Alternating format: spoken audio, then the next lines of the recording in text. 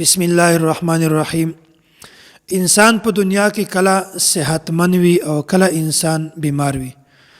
یعنی په دنیا کې کله کله صحت غالب وي او کله کله بیماری غالب وي.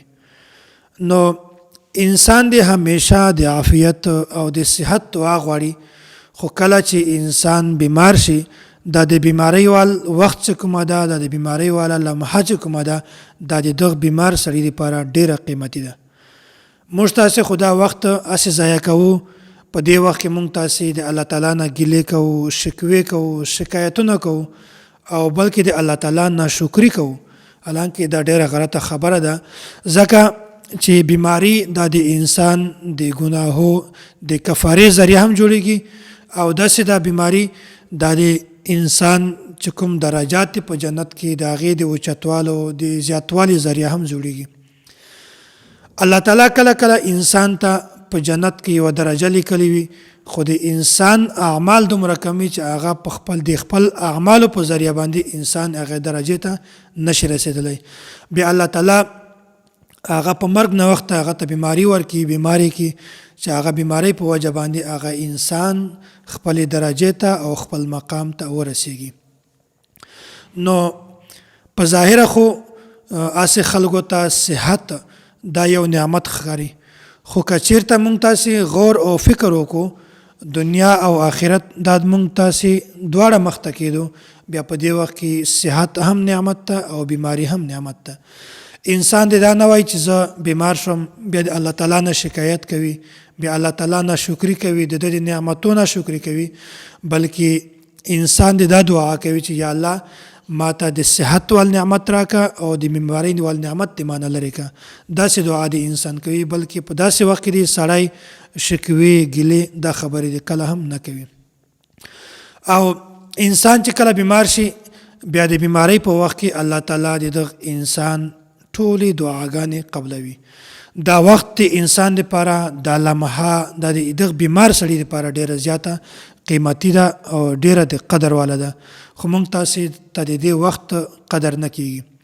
حالانکه د بیماری په وخت کې چې څوک هم دعا وغواړي الله تعالی د یو انسان دعاګانې خامخا قبلوي. حضرت عبدالله بن عباس رضی الله تعالی عنهما نه دا روایت ده، وای رسول الله صلی الله علیه وسلم فرمایلی دي لا ترد دعوت المریض حتی یبدا.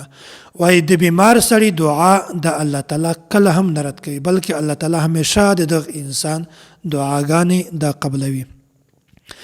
او بیا د بیماری په حالت کې انسان دغه د مایوسۍ والے خبرې کوي او د الله تعالی نه د خپل رب نه ګیلې کوي، شکوې کوي، حالانکه دا خبره بالکل غلطه ده. وجه ځکه چې دنیا دا د امتحان ځای ده او آخرت د جزا او د سزا ځای ده.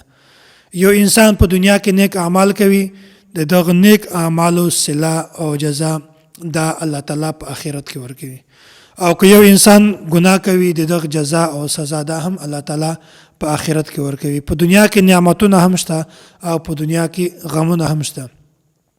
الله تعالی کله کله مونږ تاسې ته نعمتونه راښکاره کړي د دې لپاره چې دا انسان دا خوشحالي د ما نعمت وګڼي او د ما شکریا ادا کړي. او دغسې الله تعالی په دنیا کې غمونه هم پیدا کړي دي چې زه انسان ګورم چې کوم انسان چې هغه خپله غلطي وګڼي او د ما طرف ته رجوع وکړي.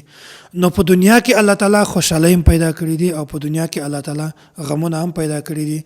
او چې خوشحالي وي په هغه باندې د الله تعالی شکریا ادا کوي، او که غم بیا هغه باندې انسان صبر کوي او دعا دی کوي، الله تعالی طرف ته دی انسان خامخا رجوع کوي.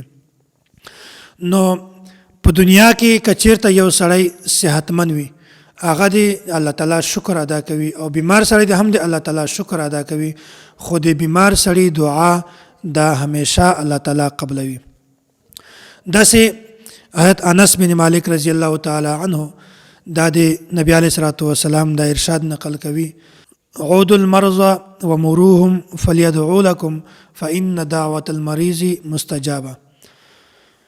نو حضرت انس رضی الله تعالی عنه دا د نبی علیه الصلاة والسلام دا روایت نقل کوي، وای تاسې د بیمار سړي پوښتنه کوئ، عیادت یې کوئ، تیمارداري یې کوئ، بیمار پرسی یې کوئ او تاسې بیا وایي د ځان دپاره د دعا د هغه نه درخواست کوئ چې مونږ ته دعا وکړه، د ټول امت دپاره دعا وکړه، مونږ مور پلار دپاره دعا وکړه، د نیک اعمالو دپاره مونږ ته دعا وکړه. فإن دعوة المریض مستجابه، ځکه چې د بیمار سړي دعا د الله تعالی خامخا قبلوي. کله هم د بیمار سړي دعا الله تعالی نه رد کوي. نو د مونږ تاسې خو دا عادت ته چې کله هم د بیمار سړي پوښتنې ته ورځو، بیا په هغه وخت کې مونږ د ده نه د دعا درخواست نه کوو، بس د ده کیفیت پوښتنه وکړو، د ده حال احوال پوښتنه وکړو، بس د هغه نه ولاړ شو.